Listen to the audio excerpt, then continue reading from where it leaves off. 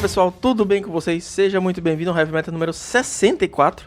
E hoje aqui comigo um convidado que ele é quase patrimônio histórico do Magic brasileiro, uma figura mítica na comunidade, o senhor Carlos Alexandre, o Batutinha. E aí, rapaziada, como é que vocês estão? Um prazer fazer parte aí do mais um episódio. Cara, o prazer é nosso, porque o Batutinha é uma pessoa que a gente sempre ouve falar na comunidade, é um cara que já participou de Pro Tour, um dos primeiros grinders do Brasil. E, cara, explica pra gente um pouquinho da sua história, conta aí, se é que tem alguém que não te conhece, que tá ouvindo hoje. Então, cara, eu acho que o pessoal me conhece muito de grindar no Magic Online, mas poucas pessoas sabem como eu comecei no Magic, né? Comecei no Magic em 2001, na verdade, era bem molequinho, e ia pra loja da cidade onde eu morava na época, onde meus pais moravam na época, que é em Nova Iguaçu, no estado do Rio. Depois de uns 2, 3 anos, lá pra 2014 mais ou menos, 2004, que eu comecei a jogar, tipo, eu parei pra poder estudar pra vestibular e tudo mais, tentar um rumo na vida, né? Como se dizia na época. Aí eu consegui passar pra faculdade e tal. Aí em 2008 é que eu voltei a jogar e com aquele olhar mais competitivo, né? Porque até então eu jogava, era só um molequinho jogando as cartas na mesa, virando as manas, sem grandes ambições. Aí em 2008 é que já estava na faculdade e aí eu conheci o Magic Online, né? E com a oportunidade de disputar vários torneios, muitos deles ao mesmo tempo, e torneios que às vezes davam até vaga para Pro Tour e outras coisas mais. E aí foi crescendo a sementinha competitiva em mim. Então, desde 2008 eu meio que jogo com esse olhar mais competitivo, né? Com essa ambição de sempre estar buscando o Pro Tour, sempre estar buscando um resultado melhor, e sempre no Magic Online. Então, desde então, eu só dei uma parada de jogar lá para 2015, que eu fui me dedicar ao poker, né? E eu fiquei uns 2, 3 anos parado naquele jeito, assim, eu jogava um torneio ou outro e tal, mas não era como eu jogava antigamente. E agora meio que eu tô de volta. Sensacional, cara. E essa história do grind, eu li artigos já e já vi entrevistas suas você falando que foi um dos primeiros grinders do Brasil, quiçá do mundo, né? Como é que começou essa história? Como foi que você ganhou a primeira grana do Magic Online e falou assim, epa, dá pra tirar uma grana aqui, dá pra viver disso? Então, foi basicamente porque, por exemplo, assim, exatamente em 2008, quando eu voltei a jogar e com esse olhar competitivo, eu comecei a jogar torneios num site que chamava Magic League, que funcionava pelo Magic Workstation, que é bem da velha guarda isso daí. E lá, os torneios de final de semana, eles davam alguma premiação, em dólar no caso, né? Porque o site era americano, se eu não me engano. E aí, outra coisa, eu não tinha carta no mall, e meio que eu fui pegando carta emprestada com os amigos que tinham. Que os amigos que me emprestavam carta lá em 2001, 2002 para jogar, eles já estavam grandes, já tinham bastante cartas e podiam me emprestar as cartas no mall. E aí eu meio que fui construindo minhas cartas, né? Fui construindo meus decks naquela época, e aí eu comecei a ganhar uns tickets, entendeu? E depois de alguns meses eu descobri que dava para vender esses tickets, entendeu? E como eu estudava e na época meu pai, tipo, não estava em uma situação muito boa para me manter na faculdade, por mais que fosse uma faculdade federal, não era na minha cidade, entendeu? E quer queira, quer não, exige alguns gastos, né? Tipo, ainda mais que era uma faculdade de tempo integral, você precisa comer na rua, você precisa comprar livro e essas coisas. E meu pai na época não estava muito bem das pernas. E aí com esse pouco dinheiro que eu ganhava, tipo, eu conseguia me manter na faculdade. Só que chegou uma hora que eu meio que, tipo, eu tinha que fazer uma decisão. Ou eu me dedicava para tentar ganhar um dinheiro legal ao Magic, ou meio que ia ali aos trancos e barrancos continuando a faculdade. Foi quando eu decidi trancar a faculdade para tentar me dedicar ao Magic, entendeu? Isso aí foi por volta de 2009, 2010. E aí foi que eu fiz, realmente virei grinder e só fiz isso da minha vida. Cara, que massa. Persegui um sonho, né, cara? Assim, muitas pessoas olham e falam assim, ah, pô, que legal, cara, você faz o que você gosta, mas, cara, por mais que eu faça o que eu gosto, tem dias que eu acordo, não quero jogar, tem dias que eu me estresso, e como qualquer outro trabalho normal também. Tem aquele ditado também que a galera fala assim que trabalhe com o que você gosta e para de gostar do que você gosta. É exatamente isso, tem dias que é mais ou menos assim. Não, tô ligado. E eu lembro do Magic Workstation, você tava falando da sua história no Magic, mais ou menos assim a pegada, porque eu jogava nessa época de começo do ano 2000, parei em 2005, voltei em 2008, mas aí em 2008 mesmo parei, fui voltar lá em 2018 e só pra jogar Pauper mesmo. O Pauper eu conheci tem pouco tempo, mas na época eu jogava muito mais, não muito T2, sempre fui muito fã do Standard. E agora você entrou no Liga Magic Bold recentemente e pessoalmente eu tava conversando com os amigos, inclusive com o Álvares do Mind Gears, que é parceiro aqui do Heavy Meta, que eu acho a estrutura do Bold excelente, cara. São vários criadores incríveis, jogadores incríveis produzindo sobre o guarda-chuva de uma marca. E, pô, é o que um time deve ser. Como é que tá sendo essa experiência? Cara, eu adorei ter recebido o convite, porque, assim, eu tava um pouco sumido da mídia, assim, de streamers e tudo mais. Lá em 2012 eu streamava para uma outra marca, mas depois que eu meio que dei uma parada no Magic, como eu disse, para jogar poker, eu meio que tava sumido dessa, entre aspas, mídia. E, cara, conforme eu voltei para esse cenário competitivo, foi muito legal, cara, ter a parceria da Liga Magic e principalmente dos meus companheiros, né, dos meus teammates, que são jogadores tipo de alto nível, sabe? Tipo, cada um meio que saca mais de um formato ali, entende mais de uma coisa. E, pô, eu só quero evoluir e junto evoluir e passar isso pra quem tá assistindo também, entendeu? Pô, os números, assim, os resultados, do pouco tempo que o Bold já estão, a gente que acompanha, tá mais ligado nos conteúdos, a gente viu que no GP São Paulo, no último que teve, eles destruíram, né? Todo mundo top 8. Sim. Infelizmente, nesse GP aí, eu tava voltando, né? E aí eu acabei nem jogando, entendeu? Eu acabei nem jogando nesse GP.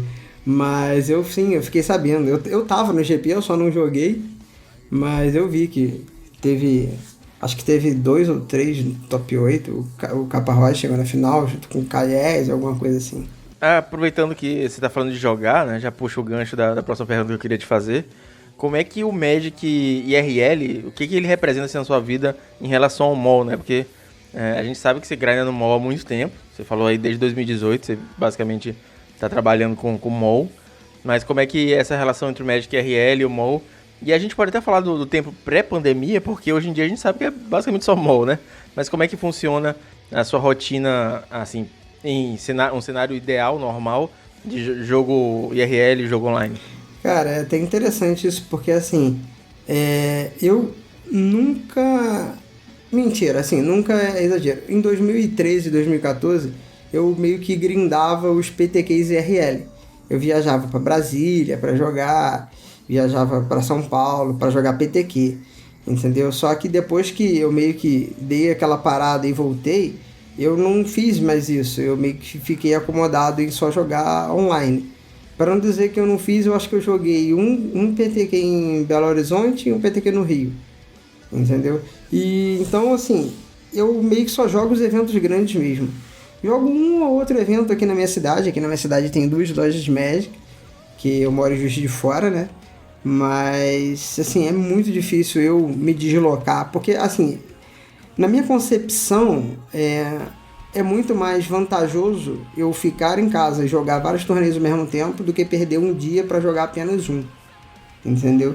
A não ser que seja um GP ou até algum PTQ que eu veja que tenha um EV positivo. É uma coisa que o Matano me fala muito também, que tipo, eu não vou pra loja jogar, mas porque eu posso jogar várias ligas em casa, posso jogar um challenge em casa e tal. Eu entendo essa visão que vocês têm.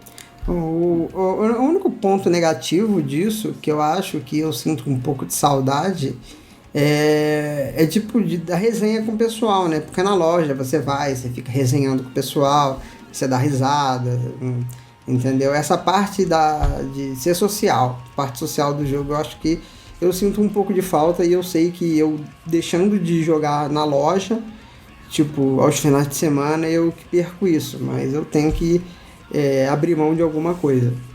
E às vezes eu abro mão disso. E cara, o Heavy Meta, ele é um podcast, um canal do YouTube que só fala de Pauper. Então, a gente tá aqui pra falar desse formato. E eu queria saber como é que você começou no formato, sabe? Como foi a primeira vez que você olhou que tinha um formato só de comuns, como é que você experimentou e pegou gosto, não sei. Quando eu comecei, eu sinceramente não lembro em que ano foi meu primeiro torneio Pauper. Mas assim, eu sempre procurei jogar todos os formatos construídos que existem no mall, para diminuir a variância do jogo.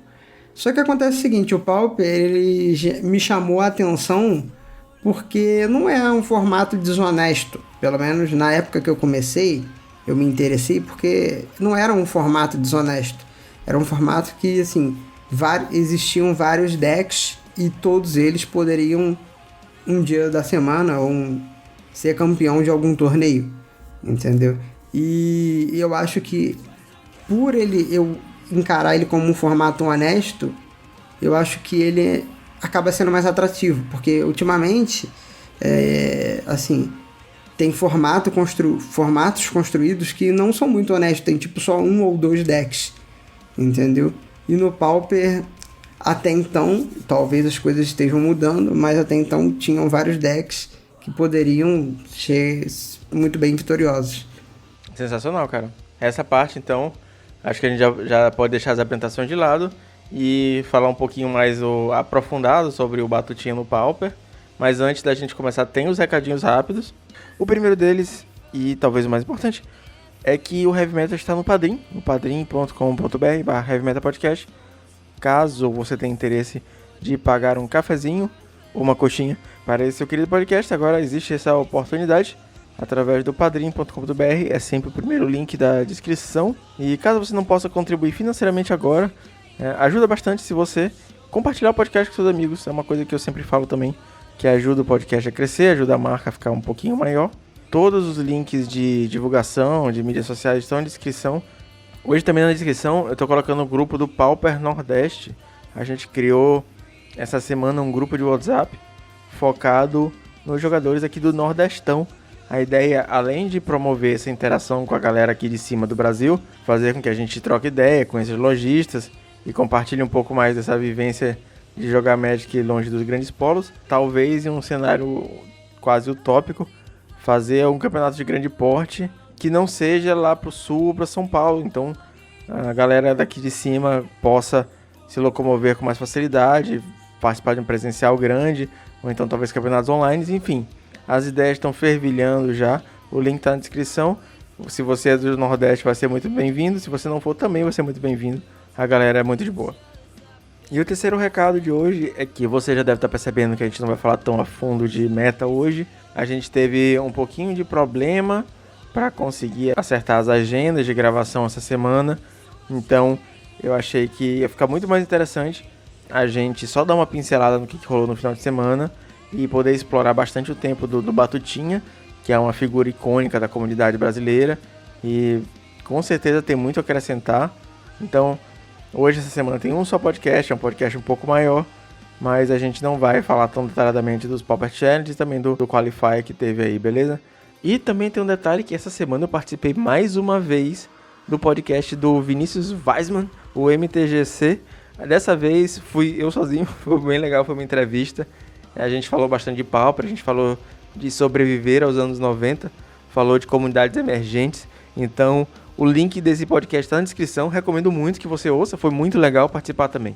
E antes da gente finalizar os recordinhos, eu queria dar um shout-out pro amigo Rodolfo Rude Wolf. O cara tá com um canal do YouTube, tá fazendo um trabalho muito legal e é nosso parceiro também lá no Pauper Nordeste. Então, eu faço toda a questão do mundo de ajudar a galera que está começando a produzir conteúdo. Eu acho que todo mundo ganha quando a gente está produzindo conteúdo. Então, senhor Rude Wolf, seus links estão na descrição também. É isso? Então, vamos lá falar com o senhor Batutinha sobre o Pauper. We'll do it live! Fuck it! Cara, a gente começou a já falar um pouquinho do Pauper, certo? A gente falou, você tava falando sobre por que você começou a entrar no formato, que você achava o formato justo. A primeira pergunta que eu queria te fazer, como você mesmo já disse, você é um jogador de Magic. E é uma coisa que eu acho muito legal, eu admiro quem consegue fazer isso. Eu já citei aqui, por N motivos, eu não consigo ser um jogador de Magic, eu consigo ser um jogador de Pauper. E eu queria saber como é que você vê o Pauper hoje como formato, assim, em comparação aos formatos mais consolidados da Wizards, que a gente sabe que recebe um pouquinho mais de apoio da nave-mãe. Assim, infelizmente mesmo, eu digo isso de coração. A Wizard, ela meio que deixa esses formatos menos mainstream, vou dizer assim, um pouco de lado, né? Eu acho que se, por exemplo, se houvesse, vamos supor que fosse de 2 em 2 anos, um Proto Pauper, tipo, alguma coisa que desse pelo menos uma vez ou outra, uma visibilidade pro formato, seria uma coisa interessante, porque vocês faria os pro players, os melhores caras do mundo, tentando criar novas estratégias e tudo mais. Mas assim, eu acho, cara, que o formato hoje tá atrativo, sim. Eu vejo mais atrativo porque os outros formatos às vezes se tornam muito chatos. Como eu citei anteriormente, tipo, por exemplo, vamos pegar um standard da vida. Às vezes só tem 1 ou 2 decks bons, porque a Wizard tem lançado muitas cartas poderosas e tudo mais, e aí, tipo, acaba meio ficando massivo, assim, meio chato, sabe? Meio irritante você jogar um monte de mirror e tudo mais. E o Pauper, eu acho que ele por ser mais justo, ele acaba sendo mais justo. Essa é a minha concepção do formato. Eu acho que é um formato mais justo de se jogar e eu acho agradável também. Eu até separei para falar um pouquinho mais disso na frente, mas eu tenho uma visão do Pauper como, para muitas realidades, o único formato possível, saca? Eu moro numa cidade pequena, eu sempre falo isso, eu moro em São Luís, no Maranhão.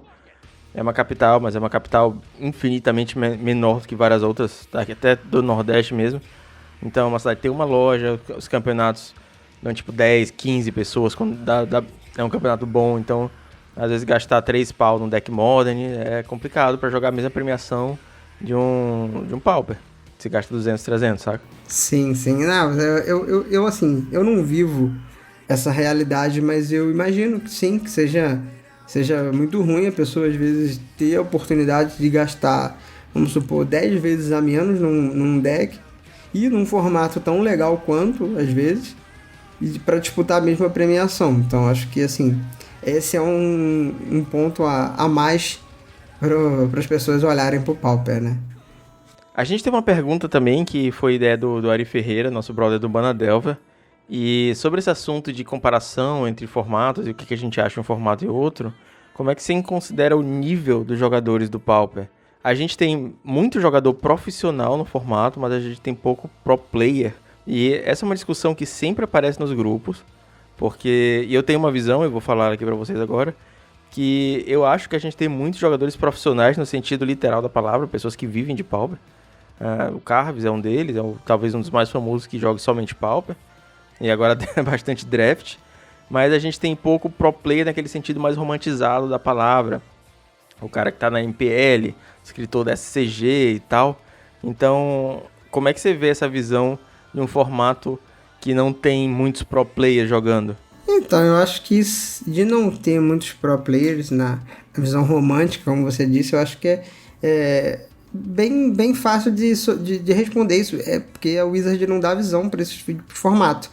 Não incentiva que os caras da MPL ou semelhantes assim, se virem pro formato e tentem jogá-lo.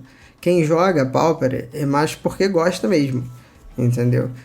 Agora, no outro ponto que você falou que tem muitos caras bons que jogam Pauper, isso é verdade. Eu acho que sim, tem muitas pessoas que jogam muito, muito bem, entendem o formato, entendeu? E, claro, as pessoas certamente podem ser consideradas profissionais, porque, tipo, o nível delas se destaca perante os outros, porque o cara entender o formato e saber alterar 1 ou 2 cartas do baralho dele, aquilo ali durante um torneio, durante uma semana, jogando liga que seja, faz toda a diferença no final do mês do cara, entendeu? Então eu acho que assim, primeiro, a Wizard não dá olhos pro formato, por isso que a gente não tem MPL e Rivals jogando o formato.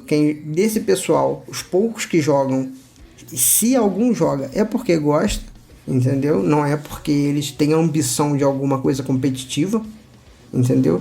E por outro lado, sim, eu concordo que tem muitos profissionais e pessoas que entendem realmente o formato. E como você me perguntou, como eu acho do nível dos jogadores, cara, eu acho que o pessoal é bem bom, sabe? Eu acho que o pessoal é bem bom. Infelizmente, eu não vejo muitos jogadores de Pauper jogando outros formatos. São poucos, entendeu? Eu que disputo vários torneios, e às vezes eu me ligo no nick das pessoas, né? Mas eu não vejo ele disputando outros formatos para poder ter para abranger melhor se o cara é realmente bom ou se o cara é só profissional do Pauper. Mas sim, no Pauper tem os caras que destroem, são muito bons. Verdade. O Ramudão tá entre jogar no Pioneerzinho aí, mas eu acho que ainda não tá disputando Challenge também, não tá ainda no topo da pirâmide competitiva. E a gente tem um problema na comunidade, não sei nem se eu deveria enfatizar a palavra problema, mas a gente tem uma cultura na comunidade que muita gente reclama do metagame. Assim, é um nível que chega até a me incomodar um pouco pessoalmente. E desde o ano passado, que iniciou com a Blue Monday, a gente estava bastante tempo sem ter banimentos, mas desde a Blue Monday a gente está tendo banimentos pontuais. Baniram lá o Daze, o Taxian Probe e o Gush. Aí um tempo depois baniram o Astrolábio no Inverno Pauper e esse ano já baniram o Mapa e o Mystic Sanctuary. Então, e a galera continuou sempre pedindo banimentos. E aí eu queria saber a tua opinião, porque, novamente, você é um jogador de Magic, você está em vários formatos, vários torneios. Você vê o Pauper hoje como um formato desbalanceado? Cara, eu acho que isso aí ainda vai precisar de algum tempinho para saber se ele realmente está desbalanceado, né? Porque, por exemplo, lançaram cartas agora dessa última edição que Zendikar, né? Que vão adentrar ao formato. Mas assim, como você perguntou falou que as coisas foram banidas e tudo mais, eu acho que isso é meio que eu vou falar uma bola de neve, talvez sim, uma bola de neve que meio que tem ali seu respingo no Pauper, porque às vezes as pessoas veem, por exemplo, assim, teve muito ban em outro formato, porque aquele deck estava muito opressor, e aí acaba respingando essa bola de neve de bans, assim, no Pauper, mas eu não acho que foi injusto, entendeu? Eu não acho que, por exemplo, assim, o ban do Astrolabe, que era o deck que eu mais jogava na época, de Jeskai, entendeu? Que é o deck que eu amava jogar, entendeu? Que foi injusto. Eu sei que foi justo porque o deck tava um pouco opressor, assim, entendeu? Mas, em contrapartida, eu acho que, assim, que tinha como vencer ele. Ele não era, tipo, o melhor deck disparado do formato de todos os tempos da galáxia, sabe? Só que o deck rodava explicitamente por causa de uma carta. E eu acho que, assim, o ban, principalmente do Astrolabe, foi justo. Só que eu acho que conforme a Wizard for lançando cartas, e por exemplo, assim, eu tenho reparado uma coisa, que as cartas comuns, elas têm ficado cada vez mais fortes. Eu não sei se isso é uma visão equivocada minha, mas assim, as cartas das novas edições que foram lançadas por último agora, pelo menos no último ano, as cartas comuns elas estão ficando mais fortes. E eu acho que isso pode impactar diretamente no formato. Então, eu não sei se por enquanto o formato está desbalanceado. Isso aí eu acho que a gente vai começar a ver daqui a um mês e meio, conforme o ambiente meio que se estabilizar. Essa parte que você falou das cartas comuns estarem ficando mais fortes, eu acho que o Magic como um todo está ficando muito mais forte, né? Acho que o Power Creep desde War of the Spark até o presente momento aqui em setembro de 2020, não sei quando você vai estar ouvindo esse podcast aí na sua casa, mas até esse momento a discrepância de cartas estão saindo em todos os formatos, tá absurda. E o meu medo, na verdade, é porque as cartas boas saem, mas a gente tem um formato parecido com Legacy, que o pessoal chama de Legacy Light, né, o Mini Legacy. Então, quando uma carta incrível sai, por exemplo, o Santuário, você não vai criar um deck novo ao redor de Santuário, você vai pegar o Santuário e vai botar um deck UX incrível, que é o B, que era o Scred, e o Mono Blue, e aí ele vai ficar muito forte. Quando sai uma, sei lá, outra carta que desbalanceou, tipo o Astrolábio, ela vai casar com tantas outras cartas que já existiam, com o Scred, com os Terrenos Nevados, com Core Skyfish pra devolver Astrolábio, pra comprar mais carta. Então, esse é meu medo, né? Porque a gente vive num equilíbrio muito delicado. E quando entra uma carta motivada pela Fire, uma coisa vem pegando fogo, perdão pelo trocadilho, mas ela vem pegando fogo pro Pauper, acaba criando coisas que a gente não consegue controlar direito e acaba em banimento. Na minha percepção, o grande problema disso é que eu, Wizard, concordo plenamente com você, as cartas estão ficando mais fortes, desde, acho que não só recentemente, mas é porque a Wizard não olha, né, na hora de fazer as cartas, não, exatamente, assim, posso estar equivocado aqui, mas ela não vai olhar pro Pauper e vai falar, essa carta vai fazer muita diferença no Pauper, não vamos lançá-la. Não, eles vão lançar e se der merda, eles vão depois banir, entendeu? Então, por isso que eu acho que, assim, de tempos em tempos, eu acho que a gente vai acabar tendo carta banida, porque vira meio que um ciclo. A Wizard lança a carta forte e não olha pro formato. Aí vai chegar uma hora que vai dar merda. Alguém vai descobrir encaixar aquela carta comum que acabou de sair muito forte em um deck Pauper, ou sei lá, vão achar criar um deck com aquela carta específica, e aí vai passar 2-3 meses que aquela carta lançou, o deck vai virar opressor, banimento. E a Wizard vai continuar lançando carta comum cada vez mais forte, sem olhar pro formato. E aí é o ciclo. E eu tenho uma impressão também que, como a gente recebe só 1/4 das raridades possíveis no Magic, isso fica um pouco mais acentuado, porque quando você pega uma carta rara muito forte, às vezes na mesma edição você tem 10 cartas raras muito fortes, que acabam todas batendo assim, meio que se anulando, né?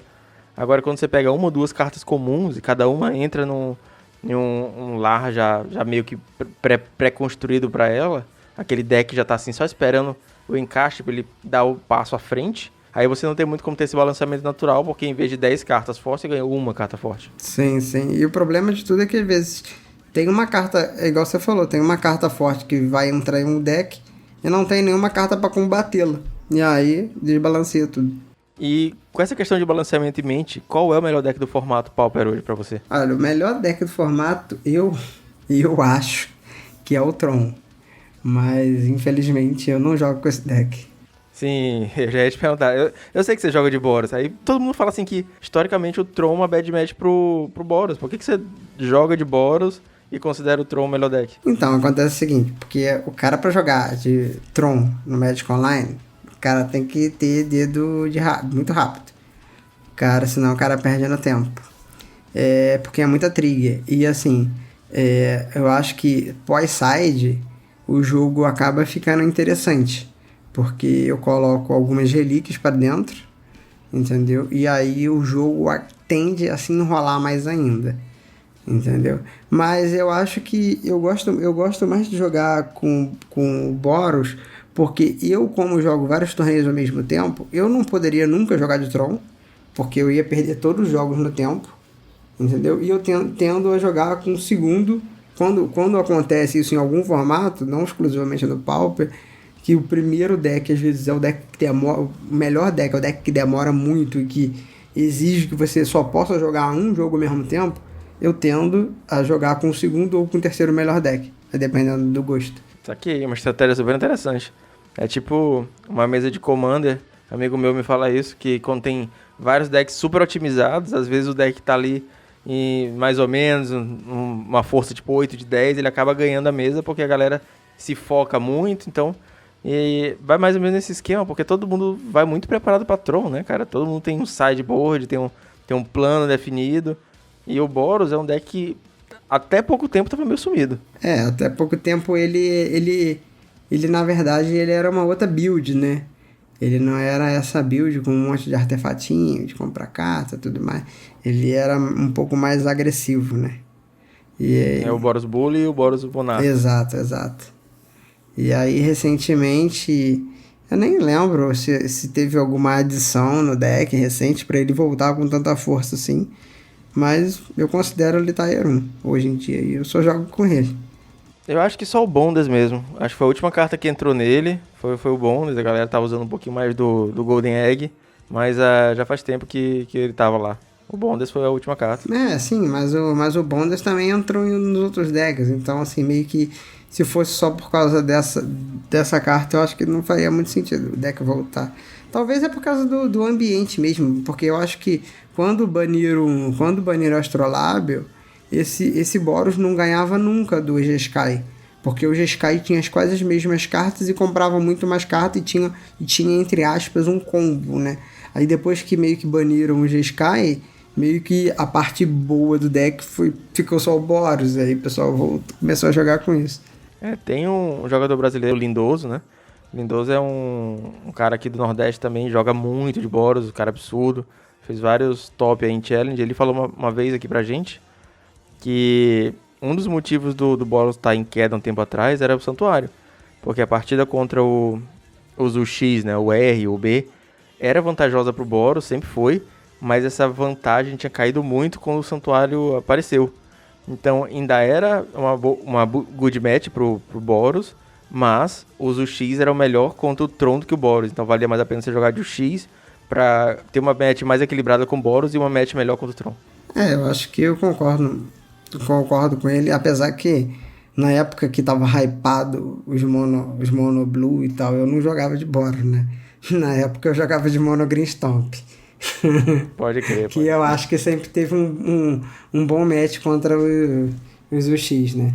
Sim, de fato. E cara, como é que rola a preparação para torneio Pauper? Você vai jogar um torneio, sei lá, um PTQ, uma coisa importante.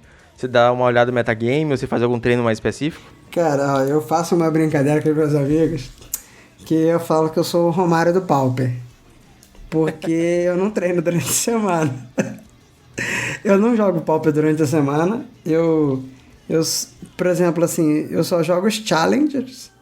E muito raramente quando eu vou streamar Pauper pra galera, aí eu acabo jogando uma liga. Mas chegando a sexta-feira, eu dou uma olhada no ambiente, pra às vezes mexer alguma outra carta, né? Porque recentemente eu tenho meio que adotado o Boros como o meu baralho. Mas assim, não quer dizer que eu vá jogar com ele para sempre. Então, às vezes eu preciso alterar uma carta aqui, uma carta ali. Eu acabo na sexta-feira dando uma olhada o que rolou na semana, né? Até na semana passada, às vezes também, para ver como é que tá o ambiente e acabo fazendo uma mudança ou outra no baralho. E aí eu acabo jogando. Final de semana eu jogo praticamente 2 torneios por final de semana. Sensacional, cara. Que é uma estratégia que vem dando muito certo, né? Você tem conseguindo resultados excelentes no Pauper também. Eu tenho, porque também eu meio que comecei a jogar os challenges, principalmente do sábado, porque o field é menor, né? Então aumenta o EV quando o field é menor, porque a premiação é a mesma. E aí eu tenho ido bem, graças a Deus. O EV que você fala é o expected value, né? A chance de ter retorno. Isso, exato. Vamos legendar pra quem aí tá no busão, não consegue dar um Googlezinho. E no último final de semana, a gente teve 3 campeonatos que foram importantes. Eu avisei mais cedo no podcast que a gente não ia fazer um Heavy Metal Classic hoje, cobrindo as listas e tudo mais. Achei melhor utilizar o tempo que o Batutinha cedeu pra gente conversar mais sobre o formato, sobre a entrada dele.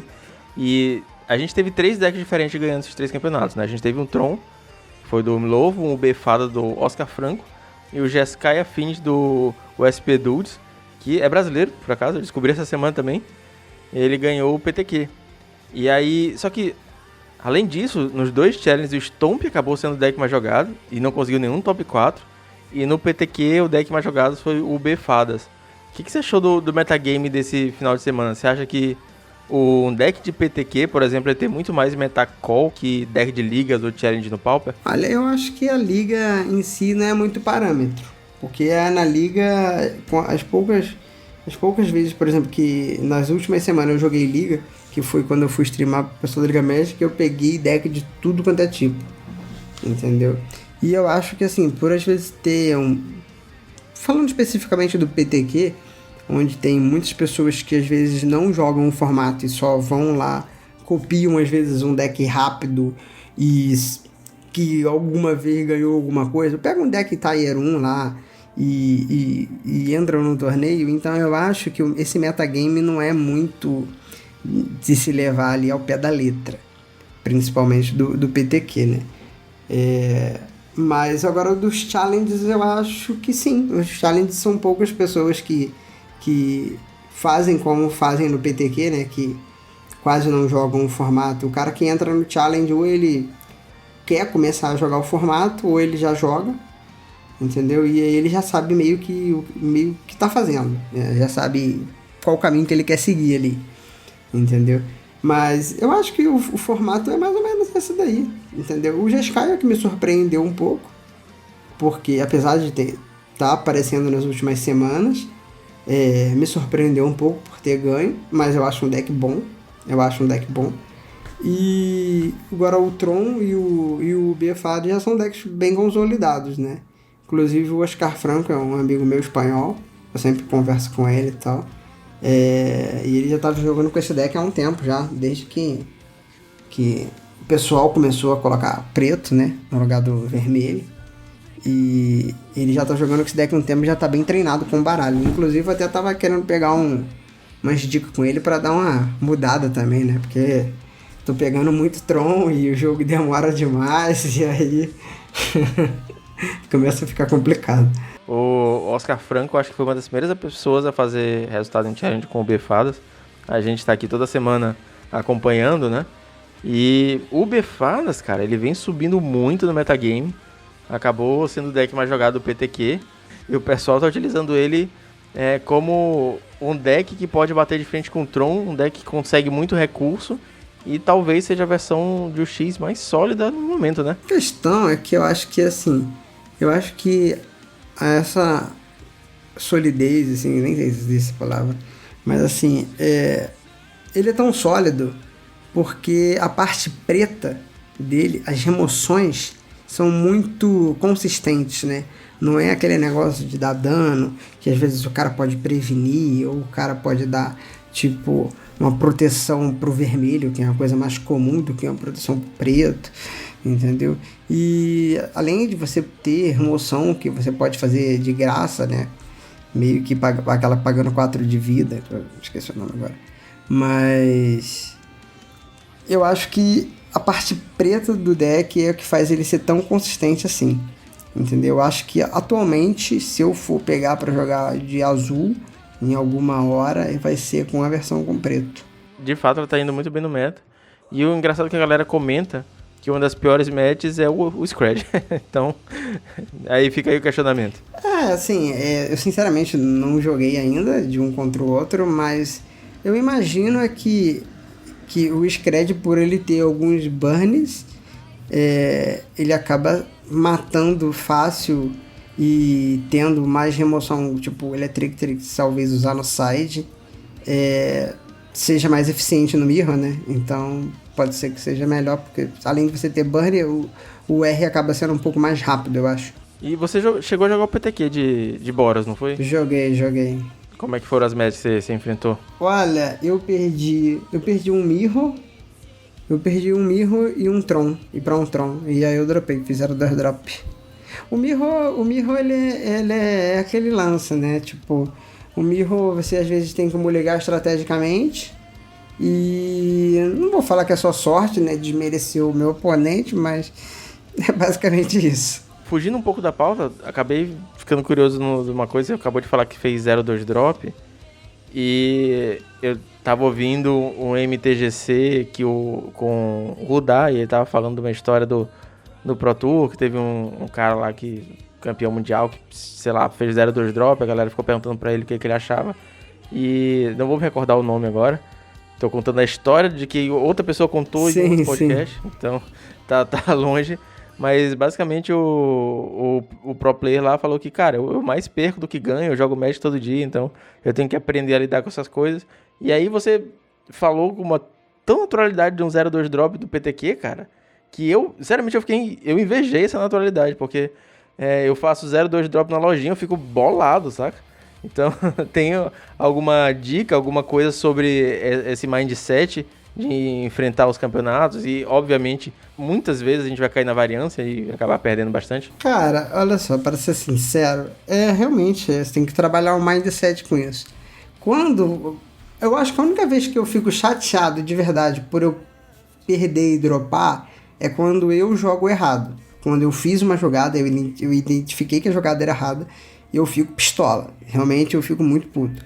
Mas assim, quando são coisas que fogem do meu controle, por exemplo, eu peguei um mirro, o cara teve mais vantagem do que eu ali, comprou melhor, são coisas que fogem do meu controle, então eu não tenho muito por que ficar puto com isso. Eu sei que se tem 300 pessoas no torneio, vai ter um campeão e vai ter infinitos derrotados. Então, aquele foi o dia que eu saí derrotado do torneio. Então, tipo, eu meio que penso assim, ó, cabeça pra cima, vamos tentar a próxima vez. Próximo PTQ, a gente vai estar lá tentando de novo. Desde que você não tenha jogado errado, eu acho que, assim, não tem por que você ficar chateado com você ou ficar cabisbaixo nem nada. E outra coisa também, às vezes quando eu sei que eu jogo errado, eu fico assim, fico uns 5 minutos me lamentando, mas eu sei exatamente que a culpa ali foi só exclusivamente minha. Então eu tenho que tentar melhorar para poder, na próxima vez, não cometer o erro. Mas basicamente é isso. Sensacional. É uma coisa que a gente acaba treinando também, né? Junto com a habilidade dentro do jogo, você acaba treinando sua habilidade pessoal de lidar com as vitórias e as derrotas, né? Acaba sendo um pouco frio, né? É claro que, assim, eu acho que eu comemoro a vitória desde eu comemoro a vitória hoje da mesma maneira que eu comemorava quando eu comecei a jogar, ou quando eu ganhei meu primeiro PTQ e essas coisas do tipo. Mas a derrota veio que você... É que você acaba perdendo muito mais do que ganhando, né, ao longo. Por exemplo, assim, por mais que você faça um top 8, seja um resultado legal, mas se você não ganhou, você acumula aquilo como, entre aspas, uma derrota. Então, se o seu objetivo como competitivo é sempre ganhar e chegar em primeiro no torneio, você muito mais vai perder do que vai ganhar. Então, você meio que tem que se acostumar com isso. E fazendo um throwbackzinho a uma coisa que eu tinha falado um pouco mais cedo, retornando à pauta, eu tenho uma visão que o Pauper é um dos formatos possíveis para o Brasil, né? E para tantas outras comunidades emergentes que não conseguem entrar de fato no circuito de grind de evento, de jogar GP, jogar Pro Tours, etc. E você consegue ver o Pauper como meio real de jogar Magic, assim, tipo, eu só jogo Pauper, IRL, eu só jogo Pauper no mall. E você acha que ainda falta alguma coisa pro formato, entre aspas, dar certo? Assim, eu acho que nessa situação tem duas visões. A visão do cara que só quer jogar para se divertir, ou o cara que quer ser competitivo. Infelizmente, hoje eu acho que para você almejar alguma coisa além, tipo, de ficar jogando liga e ficar jogando challenge, eu acho que realmente é um pouco difícil você se focar só no Pauper. Mas não por causa do formato em si, por causa da organização, entendeu? Sim, eu acho que o formato, o Pauper é real, ele existe, só que assim, ele não é incentivado, né? E isso acaba fazendo com que meio que limite os jogadores a ou jogar liga, ou jogar na própria cidade, ou jogar tipo um PTQ por ano que tem no mall. Eu fiquei muito feliz quando eles anunciaram que ia ter PTQ Pauper, não só porque é um formato que eu jogo, um formato que eu gosto de jogar, mas porque eu sei que abrange, como eu posso dizer, o meio daquele cara que só joga Pauper é alcançar um Pro Tour, por exemplo. Inclusive, hoje, no dia da gravação, a gente criou um grupo de WhatsApp chamado Pauper Nordeste, que eu fiquei muito surpreso de não existir até então, porque até o calendário de eventos nacionais IRL Pauper é complicado, porque a gente está num país de dimensões continentais, né? Então é muito caro pro cara, sei lá, gastar alguns milhares de reais para sair do Maranhão e ir para São Paulo. Então a gente está querendo reunir a galera do Nordeste, quem sabe fazer algum campeonato um pouco maior, talvez IRL, aqui para cima. Talvez tenha mais acesso pra galera que tá por aqui. Esse negócio do país ser gigantesco, né? Do Brasil ser gigantesco acaba atrapalhando também, né? Que se fosse um país menor e tivesse teria certamente uma comunidade mais unida, né? Não que as pessoas que jogam Pauper não sejam unidas, mas são unidas virtualmente, né? Às vezes se as organizações brasileiras assim, conseguissem fazer um evento que realmente juntasse todas as pessoas que jogam Pauper, tipo, em um único ambiente, talvez isso pudesse dar um pouco mais de visibilidade, né? Mas eu acho interessante esse negócio de as pessoas por si próprias estarem motivando outros jogadores a iniciar pelo Pauper e tentar criar eventos maiores. Assim, a comunidade Pauper é uma das coisas que me trouxe pro formato. Eu sempre falo isso, que me foi vendido como um formato bom, barato e a galera que joga é massa. Então eu não me decepcionei com nenhum dos três. Sim, legal. E, cara, pra finalizar hoje, a gente tem que falar um pouquinho sobre o MOL, né? O MOL é a casa de diversos formatos, é o sustento de muita gente e algo que até o momento é impossível com a Arena, né? E apesar de continuar havendo melhorias no cliente do MOL, a gente não pode negar que a Wizards empurra o Arena sempre que pode, né? A gente vacila, o Wizards tá falando do Arena. Inclusive, todo o cenário competitivo agora em tempo de pandemia tá no Arena. E em 2019, eu tava inclusive fazendo pesquisa pra gente fazer esse programa hoje. Eu reouvi um podcast que você fez com o Ari, do Monadelver, e você tava falando que não acredita sobre que o MOL vai acabar. E essa crença hoje, ela continua inabalável, assim? Não mudou alguma coisa? Um ano depois? Então, acho que a gente tem que rever um pouco, né, dos conceitos. Mas, assim, acabar eu acho difícil, por enquanto. Assim, eu ainda mantenho a minha opinião, que eu acho que não vai acabar. Mas em contrapartida, eu mudei de opinião em relação a que ele vai perder muita força, coisa que eu achava que não ia perder, entendeu? Eu acho que ele vai perder muita força e não que a Wizard vá acabar com ele, eu acho que ele meio que vai se desfalecer daqui a uns 2, 3 anos, entendeu? Porque, como você mesmo disse, a Wizard meio que quer empurrar tudo pro Arena. Então ela já tem pretensão de colocar Pioneer no Arena, já tem um monte de carta histórico, que já são cartas antigas, né? Que a gente, lá no início do Arena, a gente se perguntava, mas como que eles vão fazer para introduzir as cartas antigas e tudo mais? Já estamos vendo como é que está sendo feito isso. Eles têm pretensão, acho que para o ano que vem, ou para o futuro, assim, não sei. Eles não deram a data, né? Mas que eles têm a intenção de introduzir o Pioneer no Arena, entendeu? Então eu acho que assim vão faltar poucos formatos para eles migrarem tudo pro Arena, entendeu? Só que o MOL ele tem uma base de fãs muito grande ainda, né? Eu acho que isso é que não fez com que o programa perdesse tanta força até o momento. Mas eu acho que daqui para frente a gente pode esperar uma ladeirinha aí e vai ser difícil do programa se reerguer. Essa é a minha visão. Eu acho que essa parada que você falou do programa aí definhando com o tempo, vai se fragmentando. Eu acho que é o cenário ideal pra Wizards, né? Porque se a Wizards chegar amanhã e disser assim, acabou o MOL, cara, vai dar muita treta. Porque tem muita grana envolvida, tem muita gente com muito dinheiro investido. O mercado vai estourar e tal, a galera vai sair vendendo tudo. Mas se as pessoas forem abandonando, a Wizards não tem nada a ver com isso. O MOL tá lá, as pessoas estão saindo porque querem. E isso que você falou do Pioneiro chegar no Arena, tipo, eu tenho curiosidade com o Pioneiro, saca? Eu só jogo Pauper, eu tava 10 anos sem pegar em nenhum baralho de Magic, sem olhar pra carta, e eu voltei pra jogar Pauper, porque é o formato possível pra mim, é um formato que eu conseguia pagar. Só que eu tenho curiosidade com o Pioneiro, só entra naquela questão de cidade pequena, poucos jogadores, poucos campeonatos, gastar muito e ter basicamente o mesmo benefício, o mesmo EV, né, como você fala, e ter basicamente a mesma diversão. Então, continuamos no Pauper. Mas, se o Pioneiro chegar na Arena e eu puder jogar um Pioneiro, entre aspas, de graça, é outra história. Então, eu acho que esse negócio do Pioneiro chegar na Arena, acho que é o primeiro passo pro MOL começar realmente, que as pessoas comecem a perder o interesse do MOL. Porque, como você mesmo disse, eu acho que é o cenário ideal mesmo. Concordo plenamente com você. É o cenário ideal das pessoas, os próprios jogadores irem deixando o MOL, deixando de jogar o MOL cada vez mais.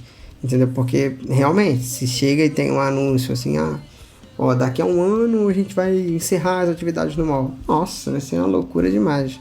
Vai ser uma loucura. Porque, Tem bot que tem carta no mall, que trabalha com isso. Tem gente que tem coleção no mall. O que quer queira ou não, quem tem carta no mall tem alguma grana, né? Entendeu? E isso aí, a desvalorização disso ia ser enorme. Entendeu? Se isso não virasse pó, né? Porque se eles falarem que vão encerrar daqui a um tempo, quem é que vai se interessar em comprar as coleções dos jogadores? Entendeu? Aí, agora o cenário ideal é esse aí mesmo. Eu acho que é isso que vai acontecer. Eu também não duvido nada, não. Eu acho que ainda vai demorar um pouquinho para os formatos mais antigos, tipo o Legacy e o Pauper. Talvez o Commander também, porque a Wizards gosta de empurrar o Brawl. Talvez esses 3 demorem um pouquinho para chegar no Arena, mas o Pioneiro é um pulo. E, cara, assim, a minha visão, e admito que é uma visão leiga, porque eu não vivo o formato, eu não estudo sobre formato, mas a minha visão é que o Pioneiro, ele chegou pra meio que botar o Modern de lado, cara. É o novo Modern, e algum dia, alguns anos mais pra frente, vai sair o novo Pioneiro, né, pra deixar o Pioneiro de lado. Então, a questão é que, assim, quando foi lançado o Pioneer, eu também tinha essa visão, sabe? Só que depois de um tempo eu vi que tem uma galera que ama jogar Modern, entendeu? E por mais que o Pioneer pareça ser um Modern menos luxuoso, menos poderoso, por dizer assim, eu acho que a galera que joga Modern e que é aficionada pelo formato não vai deixar de jogar, entendeu? A não ser se um dia eles pegarem e lançarem o Modern no Arena, aí é o caos. Eu bato o pé. O dia que tiver Modern no Arena, o mall acabou. Minha impressão é que um dia pode ficar tipo o Legacy, saca? Tem uma galera, inclusive no Brasil mesmo, é muito ferrenha em suas paixões pelo Legacy, mas tipo, não tem tanto campeonato, saca? Sim. Não tem GP mais e tal, é difícil ter tanto circuito profissional de Legacy. Tem uma galera também que joga bastante o Legacy, que também é tão aficionada como a galera que é no Modern, só que a galera do Modern é maior, né? Eu acho que o público que joga Modern, ele é maior do que o público que é aficionado pelo Legacy. Então eu acho que, tipo, se o Legacy for pro Arena, meio que vai ter todas as cartas do Modern, então meio que vai dar no mesmo, né? Eu acho. Sim. E final de Heavy Meta, como sempre, a gente tem uma indicação de metal. Bora lá.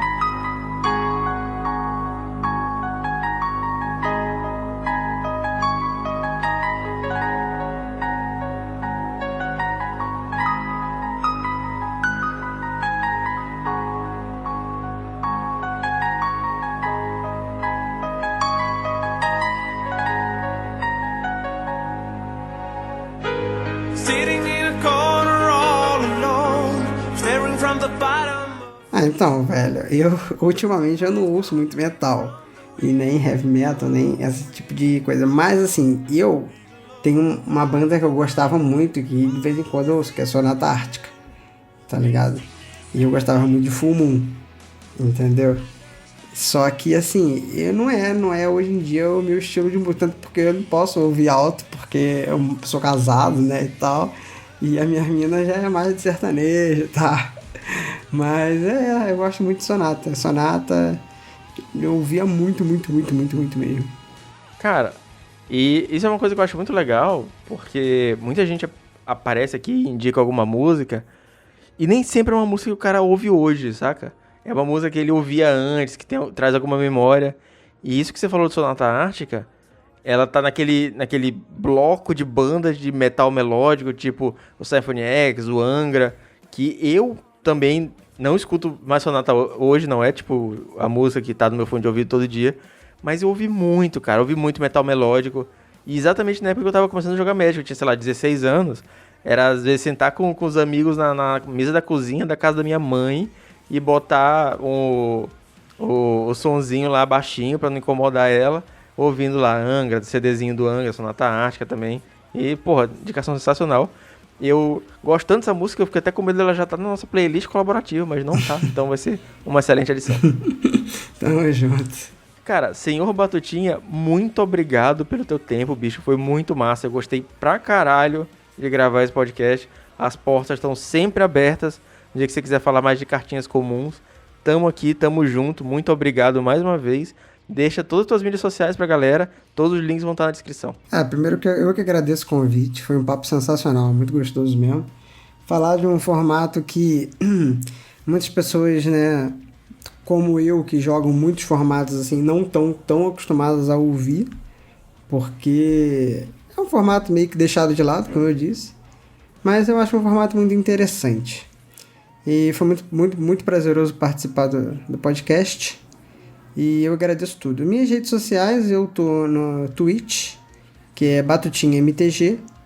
No Twitter, que é _Batutinha _. E no mall, quem quiser trocar uma ideia comigo lá, é _Batutinha _ também. Só chamar lá que a gente responde sempre. É isso aí, cara. Muito obrigado. Muito obrigado pra você que ouviu aqui até o final. O Heavy Meta volta semana que vem. E é isso. Valeu. Falou.